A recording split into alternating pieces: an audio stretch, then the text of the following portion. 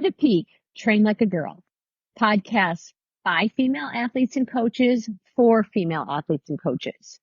We're here to amplify your voice because it deserves to be heard. At Peak, we empower female athletes and coaches with knowledge, resources, and support we think is necessary in today's athletic environments to thrive. Join us for bold conversations and experiences of female athletes. Our discussions will make you laugh, cry, cheer, get frustrated, and hopefully rethink the future of girls in sport for generations to come. So whether you're walking, commuting, or cleaning your bedroom, take us with you, follow us, check out our website, consider making a donation, and don't forget to share with a female athlete or coach you love. Now, I can't wait to tell you about our next guest. Our next guest, I've actually had the privilege of seeing grow and flourish over the past 4 years as she was one of my student athletes during cross country at Libertyville High School.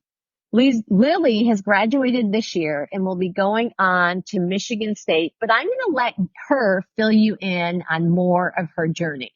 Before we do that, like we start every podcast with a good warm-up, Lily, are you ready for your warm-up? Yes. Awesome. Thin or pan pizza? Ooh, probably pan. Love. Taylor Swift or the Beatles? Taylor Swift. Yay. Hot or iced coffee? I'd probably go iced. Nice. Podcast or Netflix? Depends what mood I'm in. Usually like podcast during the day, but then Netflix during the evening. I love that. Okay, so now that you said that, are you a morning person or a night person? It just depends, honestly. I love it. So like, it depends on like the season, the sport you're in, or depends on your mood? Definitely just what season it is during the year. That's what I figured. Awesome. Well, thank you so much for playing the warm-up game with us. I was actually mentioning on the last podcast that was something I had started with your freshman year cross-country team during COVID because we were waiting in those long lines to check everybody in, take their temperature, and I was trying to keep things light and fluffy. And so I started the question of the day. Do you remember that? I do. It was an interesting time, wasn't it? It was very interesting. I still can't believe we went through that. I can't either. But I have to tell you, that may have been one of my favorite cross-country seasons. I don't know if that's weird to you, but I really felt like I got the opportunity. First of all, there were so many girls we would never have met because we were the only sport going on.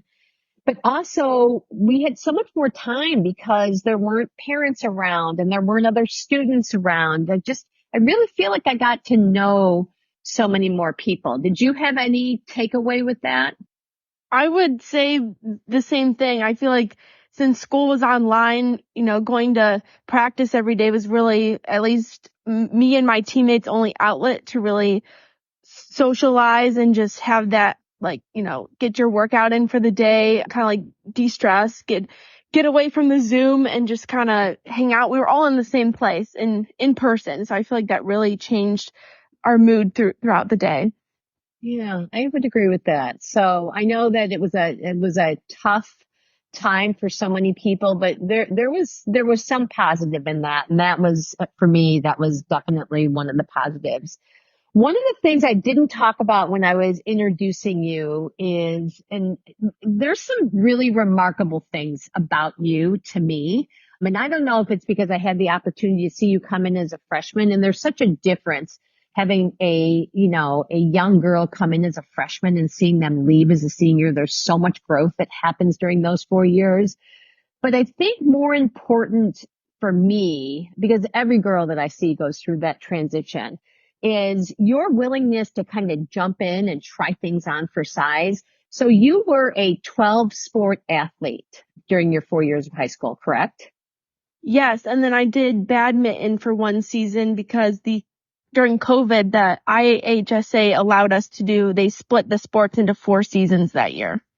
So you actually were a 13-sport athlete? Yes. Okay, now that is, I want everyone to pause there. I have so many things I'm going to pick apart on this that I think are fabulous. But here's the thing that I think is most fabulous. So let's go through the list of sports you did. So everyone knows now that you ran cross country and played badminton. What were the other sports? And then in the winter, I played basketball. And then in the spring, I played soccer. And then after I had a sports injury, I kind of transitioned to track and field my senior year.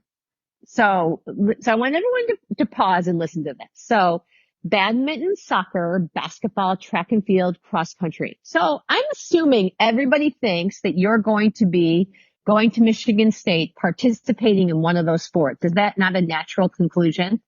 Oh, 100%. Okay, but tell everybody what you're going to be doing at Michigan State. So next year I will be rowing D1 at Michigan State. That's something I think people, there's so many things I want to pull apart, which is why I'm so excited to have you on. I think people think that you have to specialize, get in early, like train in one sport in order to have any hope of doing anything outside of high school. But your experience was to experience a lot of different things. And then now you're going to college in a completely different sport. So talk to me about that. Yeah, I feel like throughout even high school, just being a 3-sport athlete, each sport brought me a leg up and just something different for the next sport. Cross country got me, of course it's all cardio, and then we did lots of strength throughout the season. So that really prepared me for basketball, being able to run up and down the court, keeping my cardio up, and then just basketball, your hand-eye coordination, cardio, and just overall strength and time in the weight room, then transition to soccer.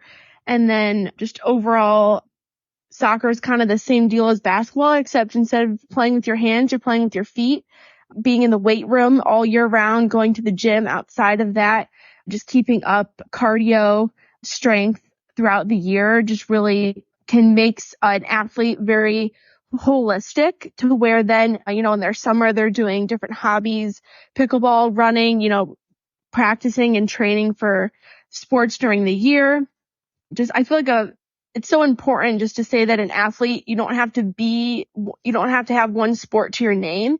You can really be like a vital, unique athlete that really has so many strengths. Like for me, I'm going into my freshman year, I had played soccer my whole entire life, and I was talking to my teammates.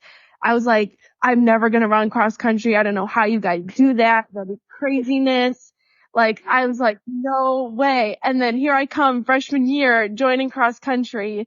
And 4 years later, I've been on the team. I've loved it. I feel like I was never the type of person to run like such long distance, but I feel like after my 4 years, I really turned into a beast for those, 3-mile races. I feel like that really, just, I don't know, changed me as a person, as an athlete. And then that kind of kicked me off that freshman year to then, take those things I've learned and transition to basketball, soccer, track, and just trying new things. I feel like using my strengths, like in cross country, I can just persevere, push through, got strength in my legs, and just keep going.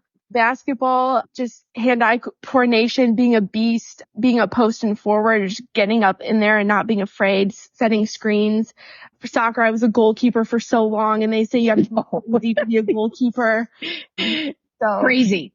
Just putting my strengths in different places and just trying out new things and doing what I love, for sure. Yeah.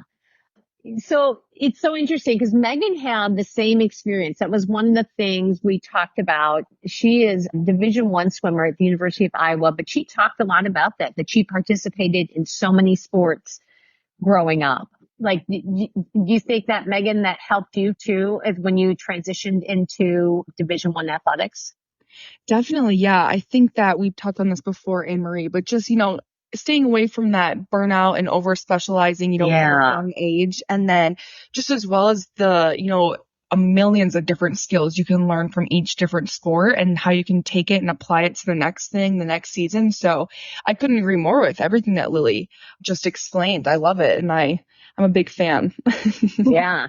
So you know what, too, I want to talk about, though, too, Lily, with you is that I love that you're talking about that, because I think it's so important that young female athletes go out there and try things on for size and see how they fit. You know, kind of your experience, like, I'm never going to run cross country. And you realize it's such a different sport, because even though it is a team sport, it's a lot like swimming, which is also a team sport, but it's very individualized, different than soccer and basketball, where it's you out there for those 3 miles, and you either figure out how to turn those legs over, but no one's going to do that for you. Like, no one's passing you the ball. You got to figure that out for yourself.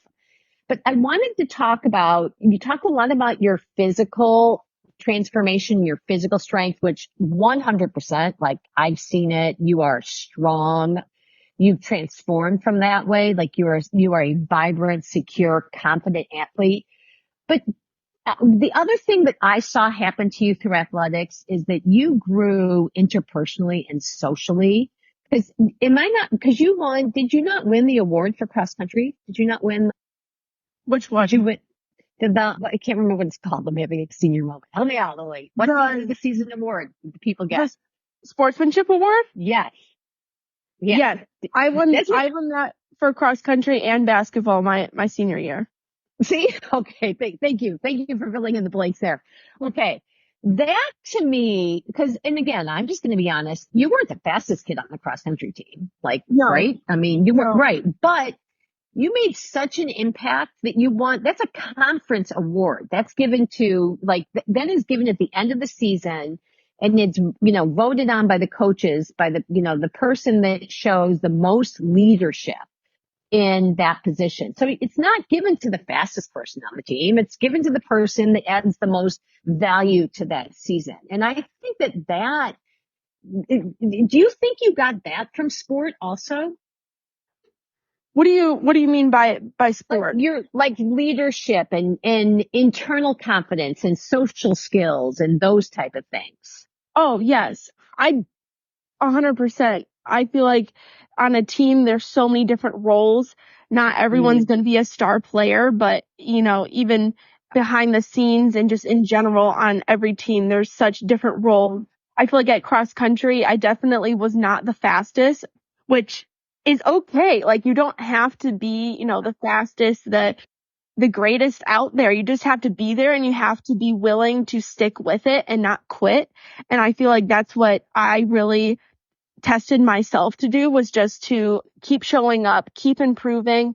And I feel like with that, I brought along my personality of loving to help my teammates and put my teammates first, and just being there, soaking up all the information, all the info, and everything that was taught by such amazing coaches from cross country really allowed me to just be there for my teammates, but then also be there for myself.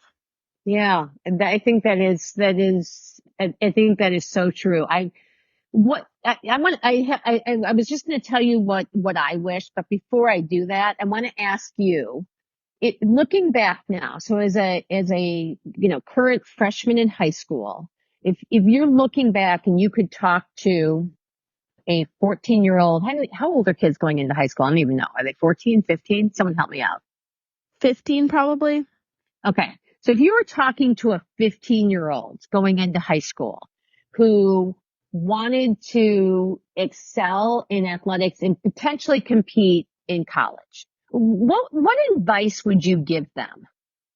I would say definitely to look at where they are now, whether they're in multiple sports or one sport.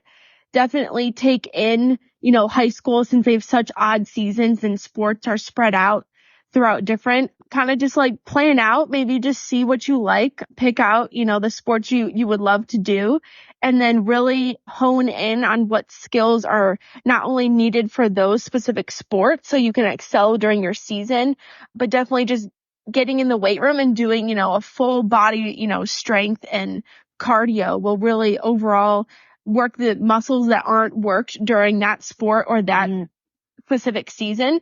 So then you're still working your entire body while also gaining skills during those specific season, so that then you can not only excel during the season, but you can prepare before then, and then you can also prepare for after. Yeah, I think you're exactly right. Let's shift just a little, because the audience that is listening to this are girls in sport and, high school or college or looking to go to college. Talk to me a little bit about the recruiting process, when that started, and when did this idea of rowing come into the mix? Yeah, for sure. Just going like probably around junior year is kind of when the mindset for most athletes that look to perform at a higher level kind of like sets in. So if you're I was going, maybe for soccer. I was like, I knew I wanted to do something in college. I knew I wanted to bring my strength and my power to something new, to something in college at the next level. So I was looking, there's like so many resources online, but I feel like social media and my former teammates really had an impact on me. I've had, I think now probably 2 or 3 teammates that have gone through this similar path of being a multi-sport athlete. And then I saw them graduate and then go on to college and then become collegiate D1 rowers as well. So I was like, oh, this is really interesting.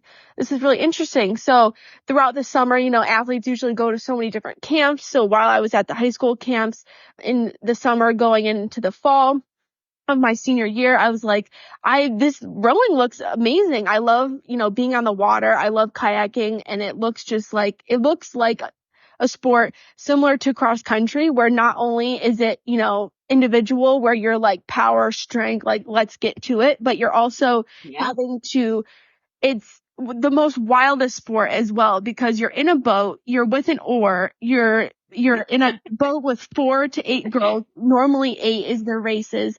You have a coxswain, a girl who's yelling at you, which is amazing. You have you and your 7 other teammates with their oars, and you have to try to row like synchronized all in the same seconds to try to get your boat fastest down your 2,000 meter race. It is just crazy. So I was like, I'm really interested in this. So I love that. I went to a week-long camp at UW-Madison. And so they really got me in a boat. They got me in an 8, a 4, a single. They really just got me on the water. And I met so many other amazing girls that I'm still connected with. And then I went to 2 other ID camps at Iowa, and I picked it up pretty quickly at Madison. And then I feel like at my 2 other ID camps at Iowa, they really refined your skills and your technique with the oar and the blade while you're in the boat in the water. So then I was like, I'm really loving this. This is like a cross country where I'm trying something new and I'm loving it and I want to continue. So I just kind of started doing my research online, going to schools, looking at schools that I'm not only interested for academics, which I think is so important. Put your academics first. And then I said, okay, so these are schools I'm interested for academics. And then I started reaching out, seeing if they had a rowing team, and then reaching out to the coaches. And then before I knew it, I was on calls, week by week with different coaches, and I ended up falling in love with Michigan State. So it's been an amazing ride. That is absolutely incredible. So Megan we talked a little bit about her recruiting process when she was on the phone. She said that it was a little intimidating at first. Like, you're used to kind of chit-chatting with your friends, and all of a sudden, not only are you interviewing them, but they're also interviewing you. Did you feel prepared for that? It was definitely nerve-wracking. Like, I would be like, a little shaking. My hands would be a little sweaty. Yeah. It definitely was nerve-wracking. I knew, like, online there was some, like, here's a list of questions, to ask coaches. There always can be more info for athletes, especially just preparing them. Because I know in the moment it could be so nerve-wracking of just questions of what to ask the coach. So then what to expect. If it will feel like home and if it's the right fit. I feel like there always can be more resources, because in the time it's so like you're comparing yourself maybe to others, online who have gotten offers or who have accepted offers. So it's always nerve-wracking, and it can always be made easier But I went for a visit to MSU and we were walking around with the coaches, and it was just like seeing everything in person, seeing the coaches in person, and just always reminding yourself that while having full respect for them, they're also human, and you also can connect on other levels of just, personality, saying hello, things like that. Not everything has to be, sport oriented. Like I had a conversation about, pet cats. Like it's just so you can connect on so many different levels. And I feel like in person, it's such a different feel, and you can really get to see things in person. And I was just so amazed at not only the athletes, but also the coaching staff at Michigan. It's an all female coaching staff, which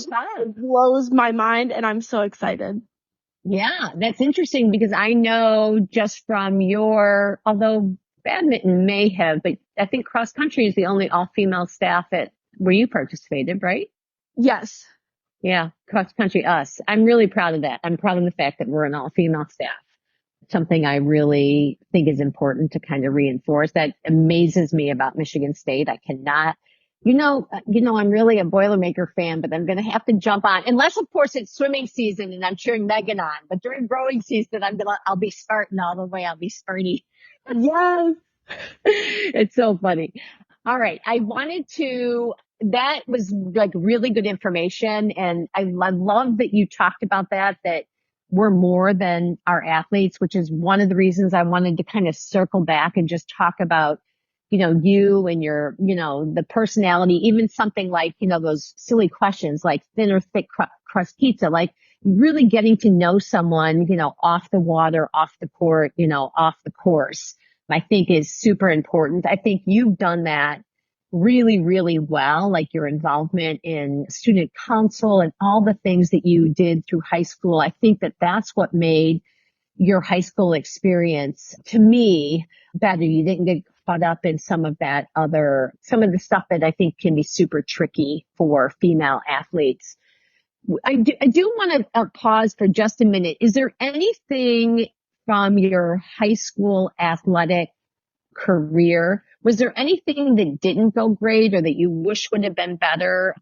You can be honest here, but I'm just curious about that. The first thing that comes to mind is definitely when I had torn my ACL and meniscus. Having a pretty hard sports injury can be tough all around just because you only have 4 years with your high school. So taking a year away can definitely be detrimental, but sure, it definitely has taught me so many other things, which I could talk on for days about what I learned from that experience.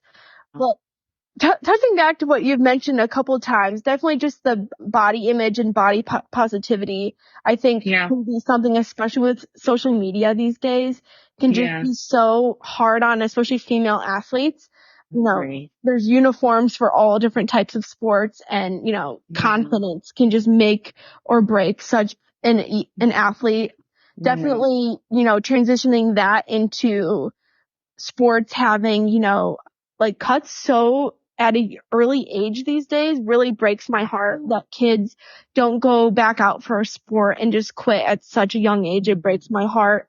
But just really just having that self-confidence and just like at Wildcats Will, which is our like mental performance club at the high school with our athletic director, Mr. Woods, going there every Friday morning and just listening about how like self-talk and confidence can just make such a big difference. Really help me and my teammates just really feel good in our own skin and just really be able to wear our uniforms proudly and wear them with such pride, and just not caring what other people think and what other people do, and just going out for what you love and just keep doing it and keep, just persevering no matter what others do or say or how they impact your career can be just so important, just to keep going and then finding what you love and what you're good at and just really honing in on that can be so important.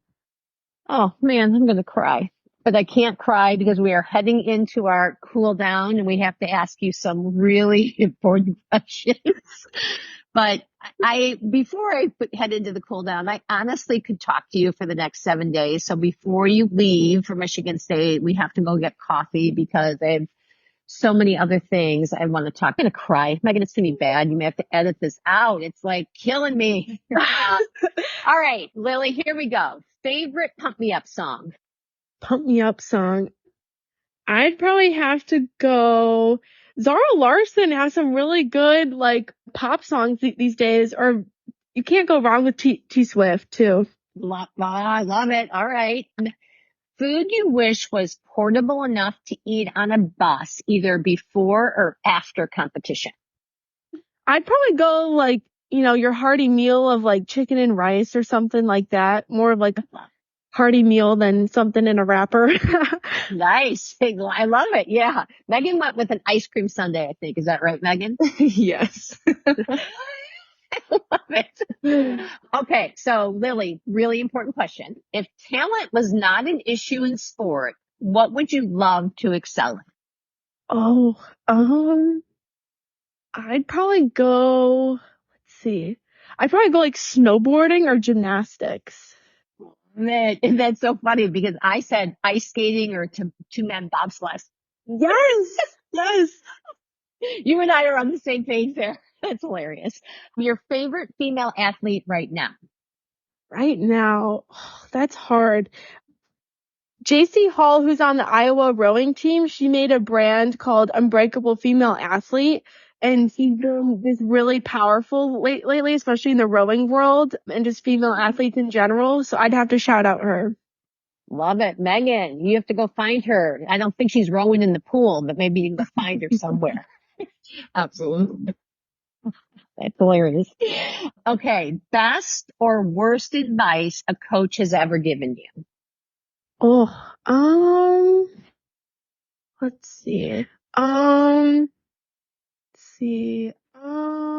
I'd probably go like, maybe like best would be like, just do it.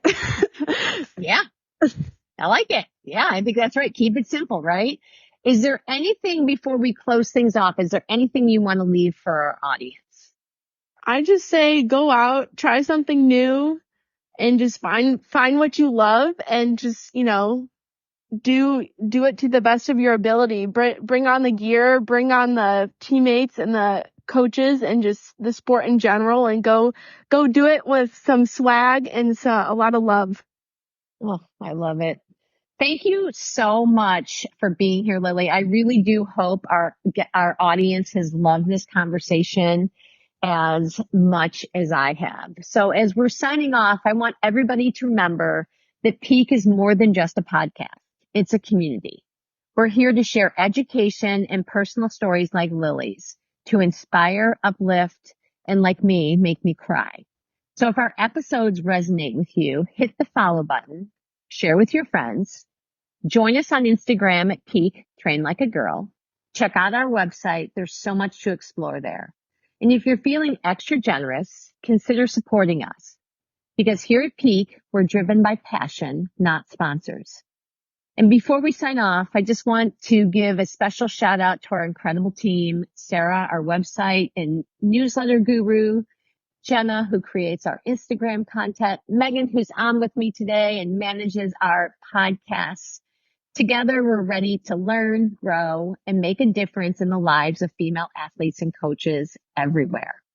So join us in our next episode as we dive deeper into the world of peak.